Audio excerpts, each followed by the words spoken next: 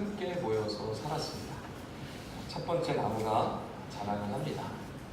나는 단단하고 곱게 자라서 최고의 목수들에게 최고 인기 있는 가구 목재이다 라고 하면서 자랑합니다.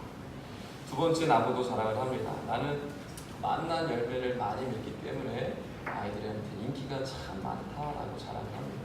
세 번째 나무가 또 뽐내입니다. 나는 예쁜 꽃들을 많이 피우기 때문에 멋진 기부인들에게 사랑을 많이 받는다라고 자랑을 합니다. 그런데 네 번째 나무는 아무런 자랑을 하지 못합니다. 그 나무는 꾸불꾸불하고 껍질도 딱딱하고 아무짝에도 쓸모없어 보이기 때문에 자랑을 하지 못합니다. 시간이 흘러서 쓸모있다고 자랑했던 나무들은 하나 둘씩 다 베어져 나갔습니다.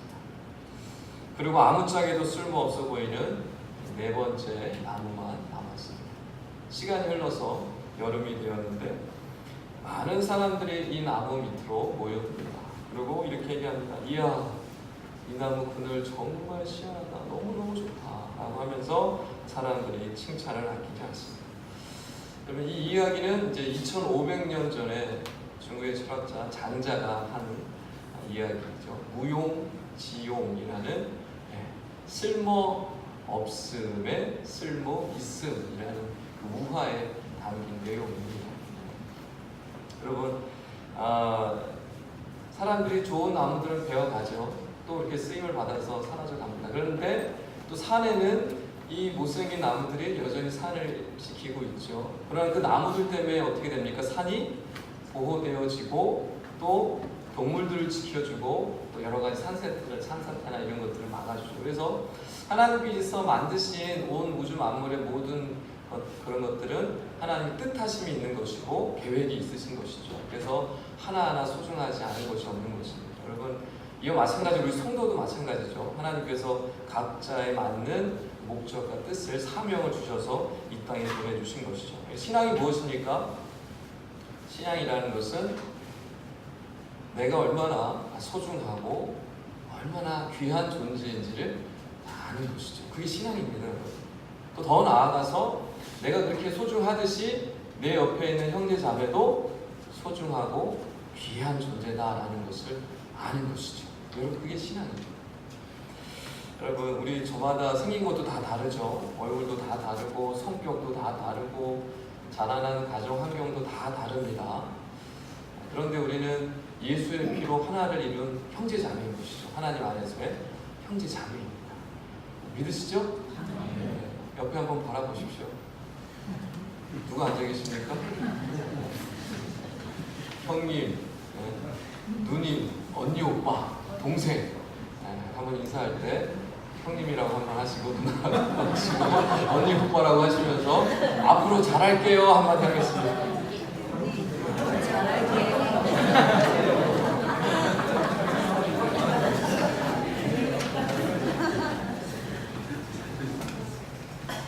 형님이 잘해줄 것 같으세요? 형님 동생입니다. 형님 동생, 누나 동생, 언니 오빠 동생. 우리는 한 가족이기 때문에 한 가족, 형제 자매라는 사실을 기억하시면 되고요. 친구는 사랑과 우정을 나누기 위해서 있다라고 합니다. 형제는 고난과 역경을 나누기 위해서 있다라고 합니다. 여러분, 하나님께는 우리 꿈이 있는 교회, 우리 믿음의 공동체가 서로 늘 사랑하셨으면 좋겠고 또 서로에게 있는 고난과 역경들을 함께 나눠가면서 이어가면서 아름다운 공동체, 정말 좋은 공동체 만들어가시는 저 여러분 되시기를 주의로 먼저 축원합니다. 여호수아서를 나누고 있는데요. 여호수아 이스라엘 백성들이 여리고성을 정복하고 또 아이성을 정복하고 또 이제 에발산에 제단을 쌓고 제사를 드림으로 가나안 정복 전쟁 준비를 마치게 됩니다. 이제 가나안을 정복해 나가기만 하면 되는 것이죠. 근데 이스라엘만 정복 전쟁을 준비를 마친 것이 아니라 이스라엘 족속들도 전쟁 준비를 하고 있었어요. 오늘 9장 말씀을 다 읽지는 않았지만 9장 1절 2절 말씀을 보면 온 가나안 족속이 다 모여서 이 이스라엘을 대적하기 위하여서 한 마음을 모아서 전쟁 준비를 하였다라고 기록하고 있습니다. 그런데 이때 한 사건이 벌어지죠. 7족속 중에 하나였던 히위 족속 중에서도 기브온 사람들이 독자적인 행동을 취하기 시작을 합니다. 가나안 7족속이 연합군을 형성을 해서 이 이스라엘을 대적하려고 모여서 이제 우리 싸우자, 우리가 다 같이 힘을 모으면 너끈 이길 수 있다라고 생각을 했던 것이죠. 그런데 그 준비하는 중에 기브온 사람들이 이탈을 합니다. 옆으로 빠지는 것이죠. 얼마나 힘이 빠지겠어요? 여호수아 이제 10장의 말씀을 보면 이 기브온 사람들이 배신을 한 것을 처벌하기 위해서 아모리 족속 5 왕들이 모여서 또 연합군을 형성해서 이 기브온을 이제 치려고, 기브온의 이 이탈함을 방지하기 위해서 이 아모리 족속 5 왕이 모여서 공격하게 되거든요. 그때 그 왕 중에 한 명이 무슨 얘기를 하냐면, 기브온은 모두 강한 사람들이요, 그들의 성은 큰 성이고 강한 성인데 어찌하여 이렇게 쉽게 이스라엘에게 항복을 하느냐라고 하면서 이제 얘기를 합니다. 그러니까 뭐냐면 기브온 사람들은 약한 약체 족속이 아니었어요. 약한 사람들이 아니었습니다. 그럼에도 불구하고 굉장히 중요한 위치에 있고 힘이 많고 강하고 능력이 있었던 이 족속이 이 연합군에서 빠지게 된 거예요. 그러니까 굉장히 큰 타격을 입는 것이죠. 그러니까 가만히 있을 수가 없는 거예요. 그렇다면 이 기브온 사람들이 도대체 이렇게 가나안 족속으로부터 미움을 받고 공격을 받을 만큼, 처벌을 받을 만큼 어떤 행위를 했기 때문에 이들이 이렇게 되었을까? 무슨 일을 꾸몄길래 그렇게 되었을까? 그것은 바로 이제 이스라엘의 화친을 맺는 거였거든요.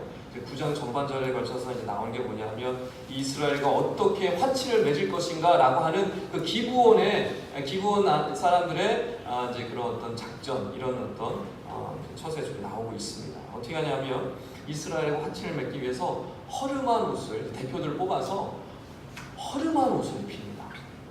누더기 옷을 입히는 것이죠. 그리고 다 찢어진 가방, 전대 이런 것을 이렇게 매게 합니다. 그리고 신발도 다 해져가지고 다 빵꾸나고 막 이런 걸 신겨요.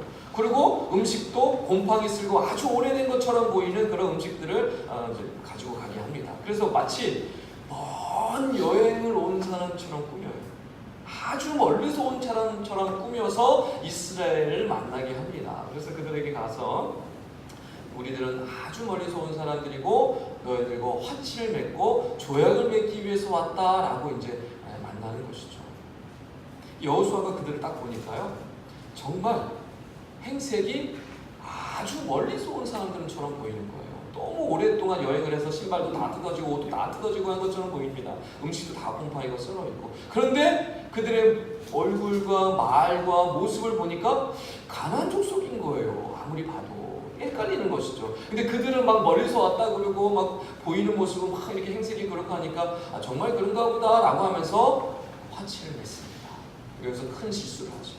여호수아나 이스라엘이 하나님께 묻지 않습니다. 이 일을 어떻게 해야 할지 하나님께 묻지를 않아요.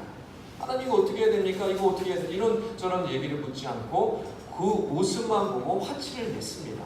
그게 바로 14절에 그렇게 기록을 되어 있는데요. 평화조약을 맺음을 통하여서 기브온 사람들은 목적을 달성을 한 것이죠. 기브온 사람들은 사기를 친 거예요. 거짓말을 한 겁니다. 그래서 꾸며서 이스라엘 백성들에게 속임을 통하여서 그들과 화친을 맺고 평화조약을 맺어서 가나안 족속들이 다 진멸되는 가운데서 기브온 사람들은 진멸되지 않고 생명을 건지게 됩니다. 이 부분을 놓고 신학자들이 두 갈래로 나누어지게 됩니다. 한 측은 부정적인 측면이에요. 이 기브온 사람들이 이렇게 사기를 치고 거짓말을 하고 이스라엘하고 화친을 맺은 것, 또 이스라엘은 하나님께 여쭙지도 않고 자기들 마음대로 그렇게 화친을 맺은 것은 하나님께 분명히 범죄한 것이고 잘못한 것이고, 기브온 사람들은 마땅히 처벌해야 된다. 이들은 범죄함으로 하나님께 큰 죄악을 저질렀다라고 하면서 굉장히 부정적인 측면으로 바라보는 입장이 있고, 또 긍정적인 입장에 있는 사람들은 어떻게 생각하냐면 기브온 사람들을 좀 생각해보자. 그들은 자기들이 살려고 그런 거 아니냐. 그들은 생명을 건지기 위하여 질멸당하지 않기 위하여 한 것뿐이다. 그리고 이스라엘 백성들 가운데 그들이 편입이 되어져서 결국엔 어떻게 됐느냐? 이스라엘 사람들의 속에 일원이 되어서 그들을 돕는, 또 여러 가지 하나님의 일을 돕는 사람들을 쓰임받지 않느냐라는 이 긍정적인 입장에 있는 사람들이 있습니다. 여러분 어떤 입장에 계신가요? 부정적인 입장에 계신 분도 있고 긍정적인 입장에 계신 분들도 있다고 생각을 하는데요. 여러분 이것이 왜 중요하냐 하면 믿는 자들, 하나님을 믿는 자들이 이 땅에서, 이 세상에서 어떻게 살아가느냐, 이 세상 속에서 어떻게 이 세상을 바라보며 살아가느냐를 보여주는 아주 중요한 사건이기 때문에 이것을 해석을 하는 게 굉장히 중요합니다. 예를 들어서 이런 것이죠. 하나님의 말씀이 이러이러한데 이 말씀대로 이렇게 해야 되는 거 아닙니까? 라는 입장이 있어요. 여러분 가운데 그렇게 입장을 가지고 계시잖아요. 근데 또 한편으로 이런 것이죠. 하나님 말씀이 이렇지만 정말 하나님의 뜻이 무엇인가는 이 상황 속에서 하나님이 진정 원하시는 것은 무엇인지 다시 한번 우리가 생각해 봐야 됩니다 라는 입장들이 있어요. 여러분 이런 입장은요 우리의 삶 속에 여전히 존재하고 우리의 세상 살아가는 모든 곳곳에서 이 두 가지 질문 늘 우리가 받고 살아갑니다. 여러분 그 속에서 우리가 어떻게 선택해야 될까요? 무엇을 결정해야 될까요? 어떻게 살아가야 될까요? 이건 굉장히 중요한 문제입니다. 지금 우리 주변에서 일어나는 많은 수많은 이런 신앙의 문제들 있죠. 이게 다 어디서 출발하는 것 같으십니까? 다 이 성경 말씀을 어떻게 해석하느냐의 차이예요. 그래서 지금 여러 가지 문제가 되고 있는 세습의 문제, 목회자의 문제, 교회의 문제, 이게 다 어디서 출발합니까? 다 성경의 해석의 입장의 차이예요. 세습하는 사람들도 뭐라고 얘기하는 거예요? 성경이 봐라, 제사장도 세습하고 있지 않느냐, 이게 뭐가 잘못됐느냐라고 성경을 가지고 해석해서 설명을 하고요. 또 반대하는 입장에서도 성경에 어디 그렇게 되어 있느냐, 성경에도 어디 그렇게 기록한 적이 없다라고 하면서 성경을 기준으로 해서 해석으로 또 그것을 잣대를 가지고 평가를 합니다. 이처럼 여러분 우리 삶 속에는요 이런 크고 작은 문제들, 교회 안에 있는 이런 크고 작은 문제들 모두가 다 뭐에 있느냐, 성경을 어떻게 이해하고 해석하느냐의 차이로 이런 신앙의 갈등과 문제들이 일어나고 있기 때문에 우리는 해석을 잘 해야 합니다. 성경을 잘 이해하고 성경을 잘 이해할 뿐만 아니라 해석하고 그 해석한 대로 우리는 살아야 합니다. 그래서 이 본문을 어떻게 바라보고 어떻게 해석하느냐가 여러분 이 세상을 어떻게 살아가고 이 세상 속에서 어떻게 이 세상을 바라보느냐가 결정되기 때문에 너무너무 중요한 문제입니다. 오늘 본문을 바르게 우리가 이해하고 해석하기 위해서는 먼저 질문을 하고 이 질문에 답을 할 수 있어야 합니다.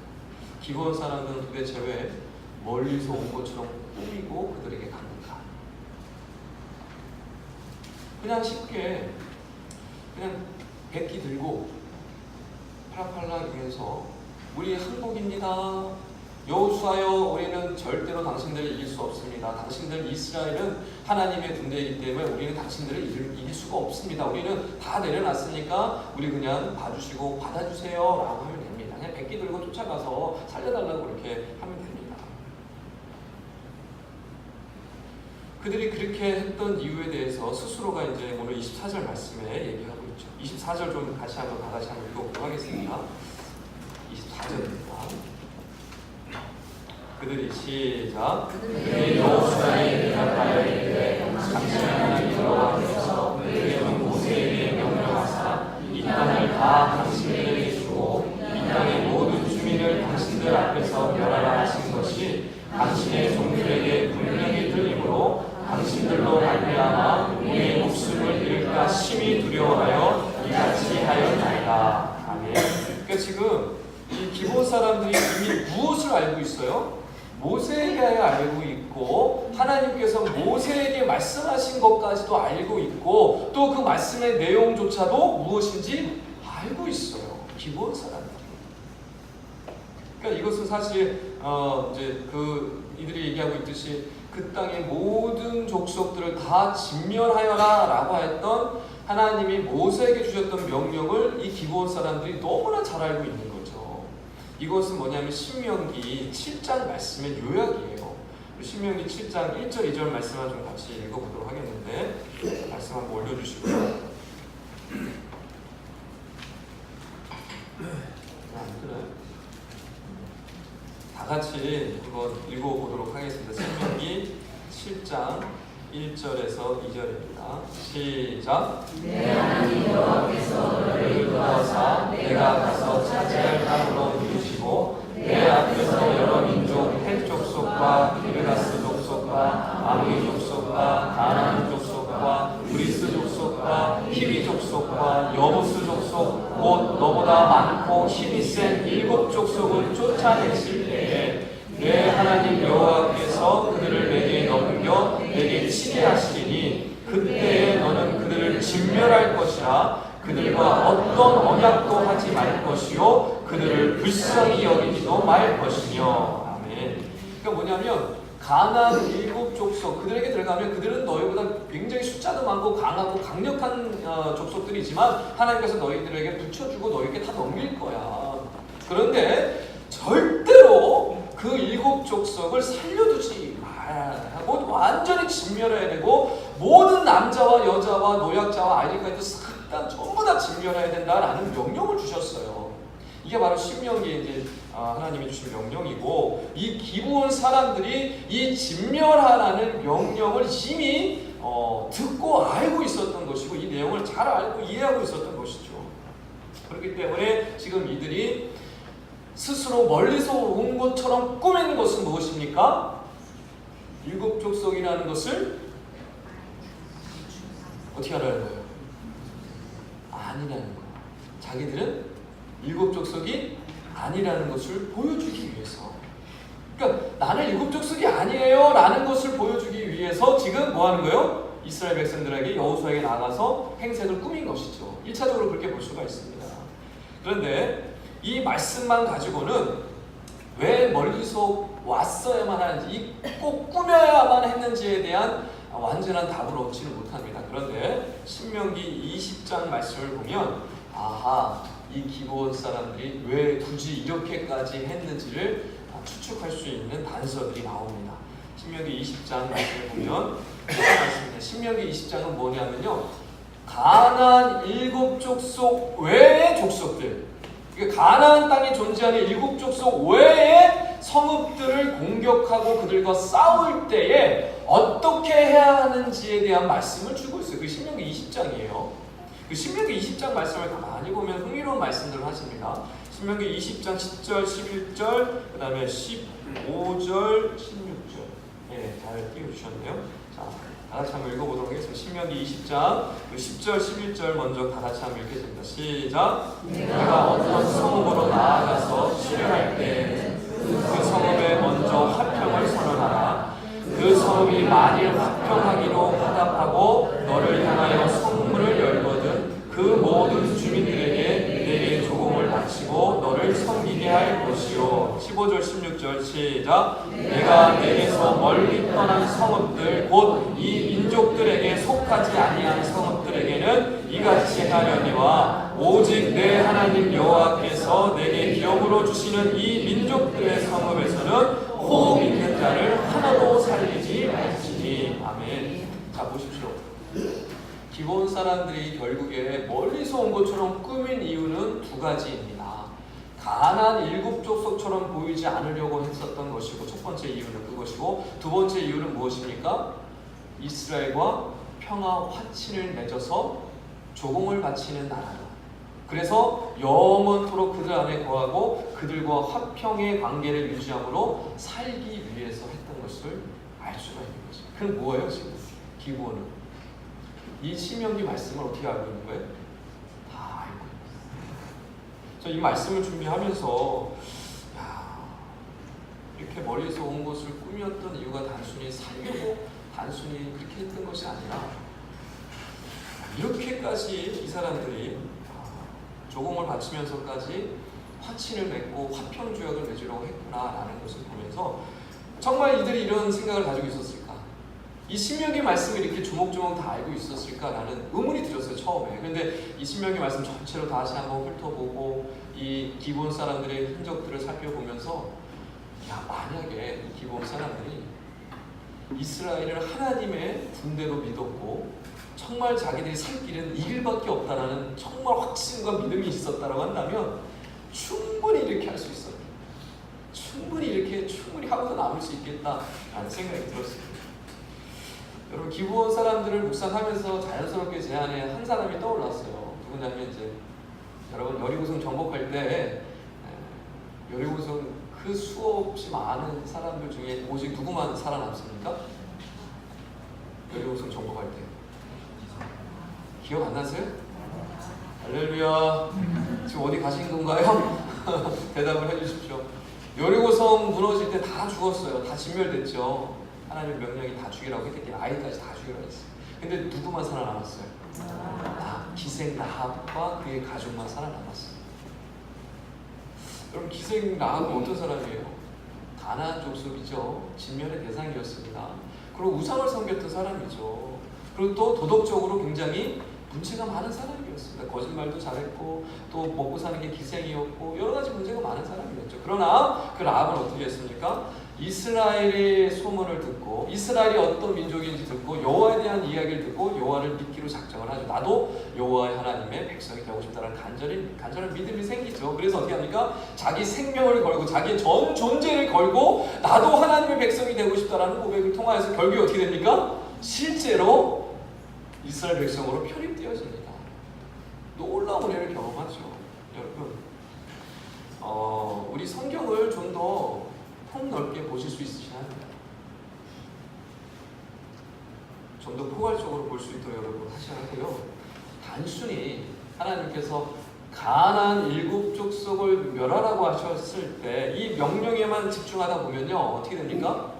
기브온 족속의 사기친 거 이해하지 못해요. 라합의 거짓말 용납이 되지 않습니다. 그저 단순히 하나님의 명령 7족속 가나안 7족속을 죽여라 진멸하라는 그 말씀에만 이 문자에만 얽매여 있으면요 절대로 기브온 사람들 이해할 수가 없고 라합을 이해할 수가 없어요. 수용할 수가 없습니다.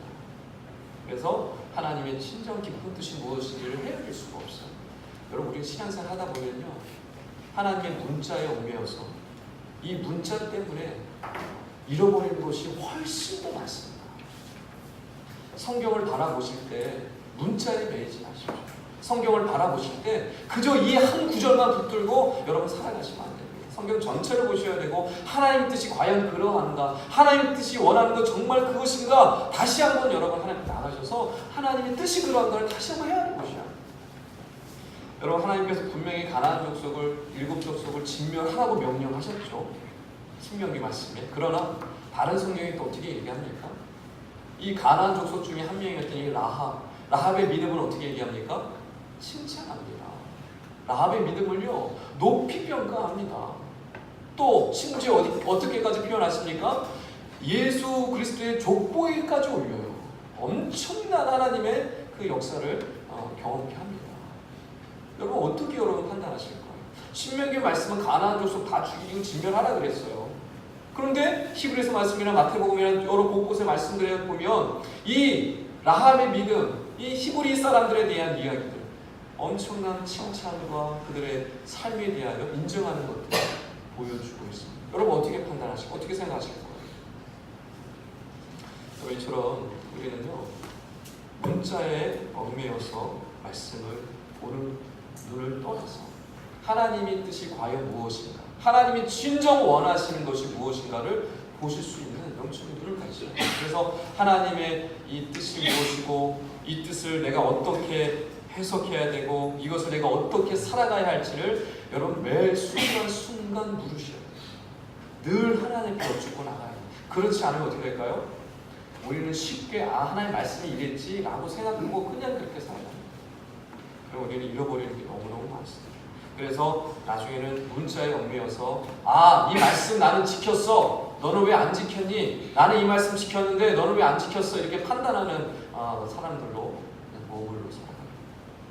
그래서 정말 하나님이 이 말씀을 통해서 우리에게 주시는 말씀이 무엇인가를 알지도 못하고 그 말씀이 원하시는 뜻도 알지 못하고 그저 그렇게 정말 어린아이 같은 신앙, 늘 지적하고 판단하고 정죄하는 그런 어리석은 어린아이 신앙으로 살아갈 수밖에 없습니다.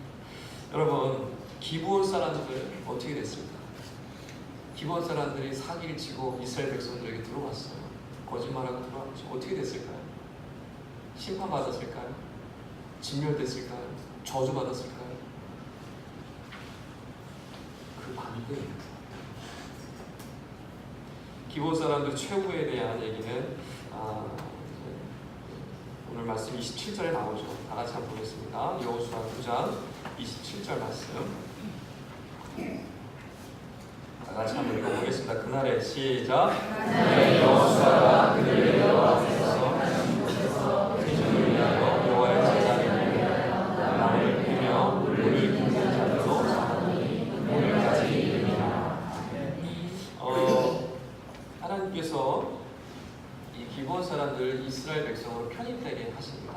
그래서 어떻게 일을 하게 하냐? 하나님의 제단에서 나무를 패고, 나무를 팬다는 것은 이제 불 빼는 걸로, 제단할 때 불을 태워야 되니까 나무 패는 일로 또 물 깃는 일로 시킵니다. 이게 단순한 일이지만 굉장히 중요한 일이에요. 제단과 관련된 일이었기 때문에 굉장히 중요한 일이었습니다. 그런데 여기서 끝나지 않고요. 제가 이제 가만히 살펴보고 기브온에 대한 이야기들을 살펴보니까 성경에 기브온 사람들에 대한 이야기가 이렇게 많은지 저도 잘 몰랐어요. 그래서 저도 이제 늘 말씀을 본다고 하는 사람인데 이 말씀을 통해서 기브온 사람들의 흔적들을 찾아가다 보니까 정말 엄청난 일들이 있더라고요. 여러 가지 일들이 있는데 몇 가지 말씀드리면 사람들 중요한 역사의 순간순간이 등장을 하는데 사무엘상 말씀에 보면 이스라엘이 블레셋과 싸우게 되거든요. 블레셋과 싸우는데 거기서 언약궤를 뺏겨요. 역사상 이런 적은 한 번도 없었어요.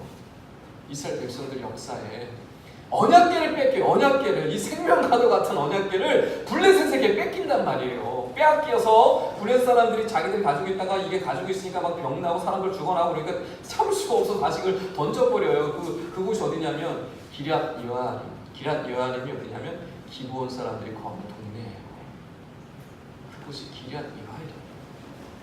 오늘 17절 말씀에도 나와요. 기브온 사람들이 거주했던 중에 하나가 기럇 여아림이에요. 기럇 여아림이 갖다가 던져버려요. 그런데 그곳에서 다시 언약궤를 가져오려고 하다가 사람들이 어떻게 돼요? 잘못 만져서 다 죽죠. 그러니까 도저히 이 언약궤를 아무도 만지지 못하니까 그곳에 그냥 내버려 둡니다. 그 기브온 사람들이 언약궤를요 언제까지 지키고 그것을 보호하느냐? 다윗 때까지. 다윗이 그것을 다시 찾아서 그것을 제단으로 가져갈 때까지 그 오랜 시간을 이 기브온 사람들이 그것을 철두철미하게 생명을 보고 지킨다니까요. 그 기브온 사람들이 그 일을 해요. 그리고 나중에 솔로몬이 왕이 되지 않습니까? 솔로몬이 1천 번제를 하나님께 드리죠. 여러분 1천 번제를 드리기 위해서는 제단이 어떻게 될까요? 제단이 엄청나게 커야 합니다. 1천 번제를 드리기 위해서는 그 엄청나게 큰 가장 큰 제단이 있던 곳이 어디일까요? 바로 기브온입니다. 기브온 사람들이 살던 그 기브온 지역에 이 제단이 있어서 엄청 큰 제단. 그래서 그곳에서 솔로몬이 일부러 그곳에 가서 하나님께 1천 번제를 드립니다. 그리고 솔로몬이 성전을 짓죠. 성전을 지어서 성전의 중요한 사역을 맡기는데 누구를 맡기냐? 기브온 사람들을 맡깁니다. 이게 의미가 있는 거예요, 여러분. 또 나중에 보니까 거의 성경의 끝부분에 느헤미야가 등장을 하잖아요. 그렇죠? 하나님께서 유대가 다 망한 거 어떻게 됩니까? 바벨론으로 다 포로로 끌려가잖아요. 이스라엘이 망합니다. 이스라엘 이제 끝난 역사상에서 사라져버려요. 그런데 하나님께서 느헤미야를 세워주셔서 이스라엘을 재건하도록 하면서 성벽을 재건하게 하십니다. 이스라엘 성벽을 재건하게 하는데 이스라엘 성벽 재건할 때 느헤미야와 앞장서서 성벽 재건했던 사람들이 누구일까요? 기브온 사람들이었어요.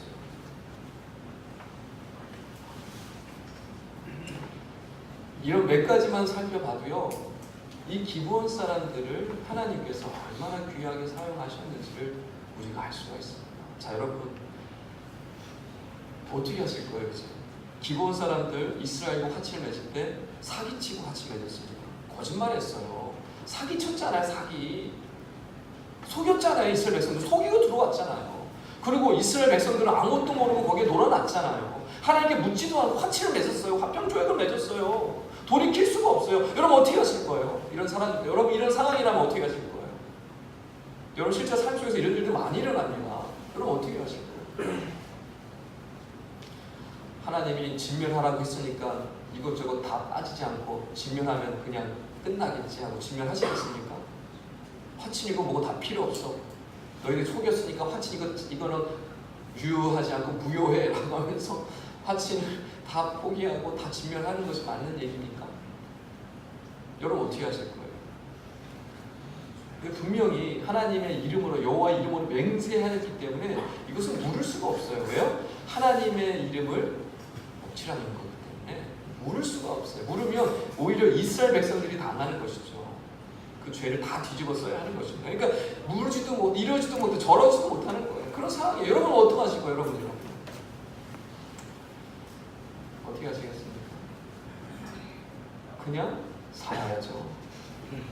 그냥 받아들여야죠. 어떻게 하시겠어요? 뭐 여기 계신 분들 중에도 해당 사항이 있겠지만 또 앞으로도 있겠지만 믿지 않는 자와 결혼하는 거, 이 문제 여러분 어떻게 하실 거예요? 어떻게 해결하실 거예요? 믿지 않는 자와 같이 직장 생활하는 거, 여러분 어떻게 해결하실 거예요? 믿지 않는 자와 여러 가지 일을 협력하여 사업 일을 하는 거, 여러분 어떻게 하실 거예요?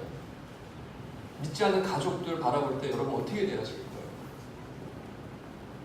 이 기브온 사람들의 문제는 단순히 기브온 사람들만의, 이스라엘 사람들만의 문제가 아니에요. 여러분 실제 삶에 있는 현장의 문제고, 여러분 직장에 있는 문제고, 여러분 가정에 있는 문제고, 여러분 앞으로 살 때 걸린 결혼 생활이 걸린 문제. 여러분 어떻게 하실 거예요?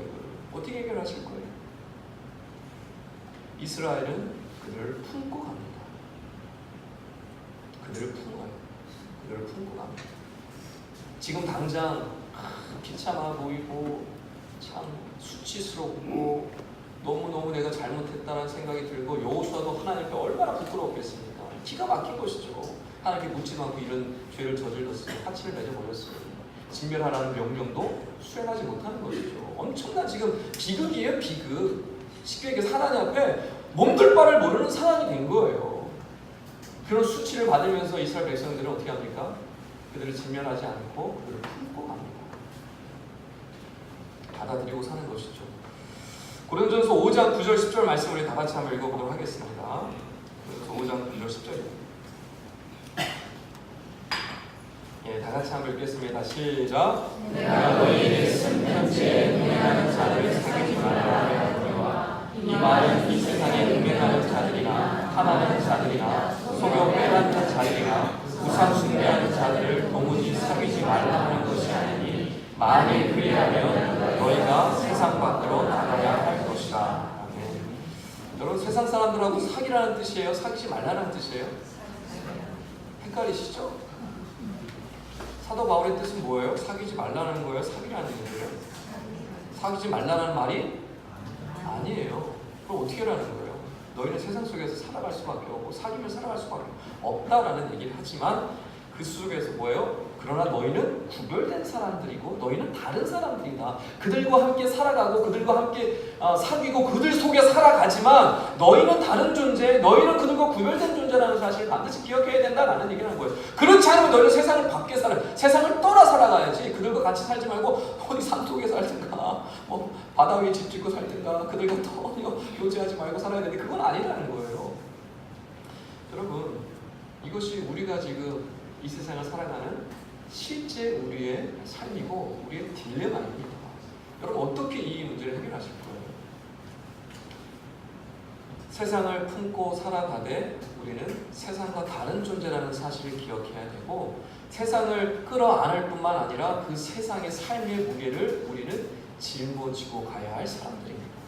이게 그리스도인이에요. 나는 세상과 달라 그리고 세상을 떠나 살아가시겠습니까? 그렇게 할 수 없습니다.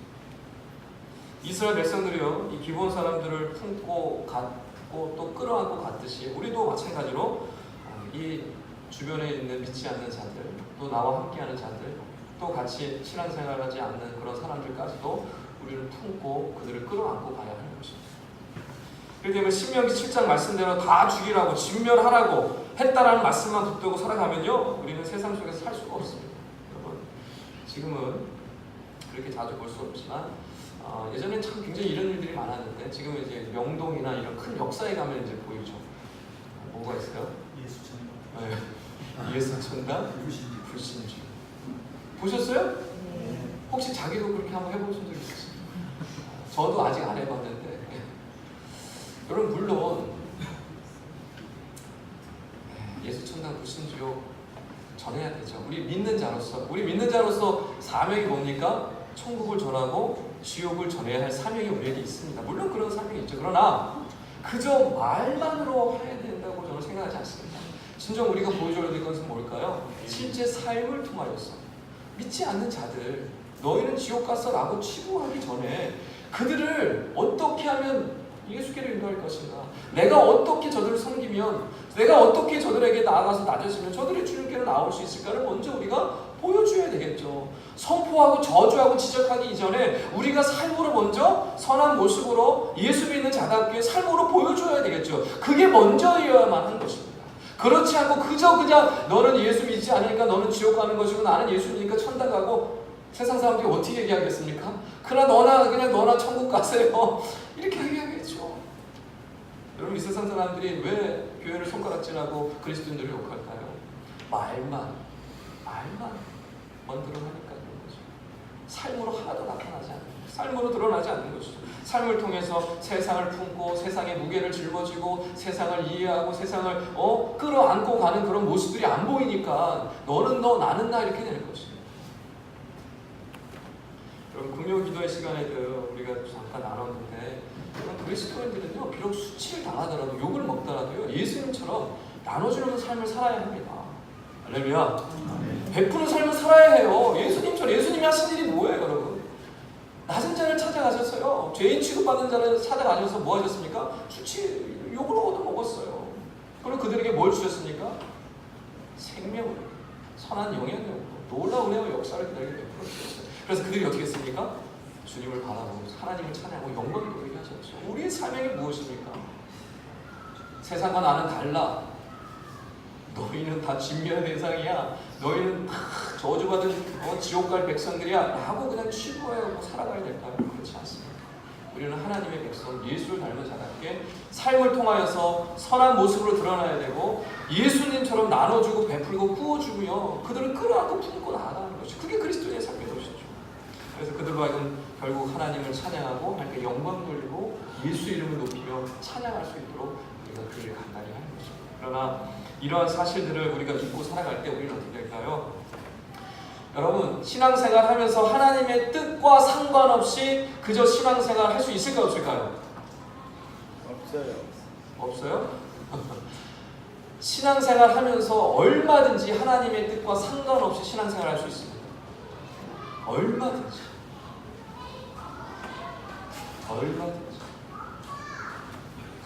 그저 문자적으로 내가 말씀을 지켰나 지키지 않았나 평가하고 세상과 분리된 신앙으로 세상에 아무런 영향력도 끼치지 못하는 그런 신앙인으로 전락해서 살아갈 수 있어요. 우리는 얼마든지. 하나님께서 원하시는 것이 무엇인가 궁금하지도 않고요. 말씀을 지켰나 지키지 않았나를 가지고 판단하며 살아가면요. 문자에 얽매이기 시작하는 순간 우리는 하나님의 뜻이 무엇인지 궁금하지도 않고 하나님의 뜻대로 살아가지 못하게 살아가게 됩니다. 얼마나 비참하게 되겠습니까? 여러분 주님은 우리에게 분명히 말씀하셨죠. 너희는 세상의 빛과 소금이라고 하셨습니다. 왜 이렇게 말씀하셨을까요? 세상의 빛은 무엇입니까? 등불로서 세상을 밝혀주고 어두운 세상을 밝히라고 있는 것이죠. 소금 무엇입니까? 부패하고 타락한 아무 맛을 내지 못하는 이 세상 가운데 소금으로서 맛을 내고 부패함을 썩음을 방지하도록 하기 위해서 소금이 되라고 하는 거죠. 뭐예요? 영향력입니다. 영향력이에요. 영향력이 있느냐 없느냐, 세상을 변화시킬 수 있느냐 없느냐, 세상을 끌어안고 그들을 품고 하나님께로 인도할 수 있느냐 없느냐는 거예요. 여러분 삶에 영향력이 있습니까? 여러분 삶에 여러분 믿지 않는 자들에게 선한 영향을 끼치며 살아가고 있습니까? 살아가고 있다고 한다면 잘하고 계신 거예요. 빛으로서 소금으로서 역할을 감당하고 있다면 세상을 끌어안고 이 기본 백성들을 끌어안고 갔던 이스라엘 백성들처럼 끌어안고 살아가면 하나님 앞에 여러분 잘하고 있는 것입니다. 그러나 만약 세상에 선한 영향력을 드러내지 못하고 전혀 하나님의 능력과 역사도 드러내지 못하고 있다고 한다면 여러분 교회는 다니고 있되 신앙생활하는 것이 아닙니다. 그 때문에 우리는 세상 속에서 살아가고 있다는 사실을 반드시 기억해야 하는 것이고 그 세상 속에서 내가 어떻게 영향을 끼치고 있는가를 내 자신을 돌아봐야 하는 것입니다. 것입니다. 말씀을 정리하겠습니다. 여러분 예수님께서 바리새인들을 그렇게 싫어하셨죠. 그들을 그렇게 비판하셨습니다. 왜 그렇게 하셨습니까? 바리새인들은 문자에 얽매여 있는 신앙생활이었기 때문에 그렇습니다. 했니 안 했니로 살아갔어요. 이거 했고 저거 안 했고로 판단했습니다. 철저히 문자적으로만 신앙생활했어요. 그러니까 예수님이 그들을 싫어하고 그들을 비판했던 이유입니다. 하나님의 깊으신 뜻이 뭔지는 궁금하지도 않았던 거예요. 하나님의 인격적인 그 연극이 나눔을 원하지 않았던 거예요. 그래서 바리새인들을 그렇게 싫어하셨던 것이죠. 그들은 늘 이 정도의 신앙생활이면 됐겠지. 이 정도의 내 생각으로 하나님을 낮추고 하나님의 수준을 낮추고 문자로만 해석을 하고 문자로만 성경을 바꾸는 것입니다. 여러분 물론 기브온 백성들이요 기브온 족속들이 이 화친을 맺은 방법은 잘못되었습니다. 사기친 거 맞아요. 그리고 이스라엘 백성들이 하나님께 묻지 않고 하나님께 묻지도 않고 이렇게 막 화친을 맺고 평화 조약을 맺은 것도 잘못이고 이스라엘의 큰 실수이고 하나님께 범죄입니다. 그러나 그렇다고 돌이킬 수 있는 것이 아니었죠. 어떻게 할 수가 없는 문제였습니다. 그렇다고 그들 진멸할 수가 없었어요. 그때 이들은 어떻게 했습니까? 품고 갔습니다. 끌어안고 갔죠. 신명기 7장 4절의 말씀을 다 같이 한번 읽어볼 텐데요. 신명기 7장 4절은 하나님께서 가나안 7족속을 진멸하라고 하셨던 그 진정한 목적에 대해서 기록하고 있습니다. 진짜 하나님이 원하시는 거예요. 다 같이 한번 읽어보겠습니다. 시작. 너의 아들을 욕하여 그와 여호와를 떠나고 다른 신들을 섬기게 하고 여호와께서 너희에게 진노하사 갑자기 너희를 멸하신 것이니라. 뭐냐면 하나님은 그냥 단순히 그저 그들을 진멸하는 것이 목적이 아니었어요. 가나안 족속 7족속을 다 그냥 없애버리는 것이 단순히 그게 목적이 아니었습니다. 그렇게 진멸하라고 하셨던 진짜 목적은 하나님 뜻은 무엇입니까? 진멸함을 통하여서 결국에 이스라엘 백성들이 그들이 가지고 오는 우상, 그들이 섬겼던 그런 것들 섬기지 못하기 위해서 결국에 하나님을 떠나지 않게 하기 위한 것이 진짜 목적이었어요. 여러분 하나님을 떠나지 않고 여호와를 버리지 않게 하기 위한 것이 정말 하나님이 원하시는 것이었어요. 그러니까 진멸하는 것보다도 더 큰 목적이 무엇입니까? 하나님을 떠나지 않는 거예요. 근데 이 세상 많은 그리스도인들이 어떻게 살아갑니까? 진멸하는 거에만 머물러 있어요. 하나님을 떠나지 말아야 되는 것은 제껴두고 나는 진멸해야지, 나는 진멸했어라는 것만 붙들고 살아가는 거예요. 정말 하나님이 원하시는 뜻은 궁금하지도 않은 거예요. 진멸하라고 했지 나는 진멸했어라고 끝나버리는 거예요. 우리 신앙생활이 여기에 머물러 있습니다. 하나님 진짜 원하시는 것은 무엇입니까? 하나님을 떠나지 않는 거예요. 이스라엘 백성이 하나님을 떠나지 않는 것입니다. 하나님과 늘 동행하는 것이죠. 그런데 우리는요, 하나님과 떠나지 않고 하나님과 동행하는 것은 다 제껴버리고 나는 이거 했어 안 했어, 나는 진멸했어 안 했어 라는 것을 가지고 스스로 판단하고 정죄하고 이웃을 바라보는 것입니다. 오늘 말씀은 여러분 라합도 마찬가지고 기브온도 마찬가지고 가나안의 족속이었는데 그들은 진멸의 대상이었는데 그들은 결국에 어떻게 했습니까? 하나님의 백성들이 되었어요. 이거 여러분 어떻게 해결하실 겁니까? 하나님 원하시는 뜻은 무엇일까요? 그들을 진멸하는 것이 단순히 하나님의 뜻이었을까요? 하나님의 깊은 뜻이 무엇이었을까요? 그들을 끌어안고 그들을 품고 그들을 변화시키고 그들을 하나님의 백성으로 만들어가고 그들을 하나님을 섬기게 하고 생명 바쳐 하나님의 일을 감당하기 위해 하나님의 백성으로 살도록 만드는 게 하나님이 진정 원하시는 뜻이었죠. 단순히 진멸하는 것이 하나님의 뜻이 아니었다는 것을 성경을 조금만 살펴보고 하나님의 깊은 뜻을 헤아리면 우리가 알 수가 있는 것입니다. 여러분 이와 같이 여러분 주변에 있는 믿지 않는 가족들, 믿지 않는 우리 남편, 자식들, 또 아내, 믿지 않는 우리 친척들, 또 믿지 않는 우리 직장 동료들, 믿지 않는 많은 사람들, 또 믿지 않는 여러 주변에 있는 사람들, 여러분 어떻게 하시겠습니까? 이방인이라고 믿지 않는다라고 치고하시겠습니까? 나는 예수 믿고 천국 가고 너는 예수 안 믿으니까 지옥 가겠다고 하시겠습니까? 여러분 하나님 원하시는 뜻이 무엇일까요? 그들을 품는 것입니다. 할렐루야. 어렵죠. 힘듭니다. 고통스럽죠. 그러나 품어야 합니다. 그게 하나님이 진정 원하시는 뜻입니다. 여러분 바라보기는 이와 같이 좀 더 넓은 마음으로 좀 더 높은 눈으로 하나님 마음을 품으시고 여러분 주변에 있는 세상 사람들, 여러분 주변에 있는 믿지 않는 가족들 정말 예수의 마음을 품으시고 그걸 주께를 구하시고 선한 영향력으로 하나님의 백성을 만들어 나가시는 앞장서시는 저 여러분 다 되시기를 주님으로 축원합니다.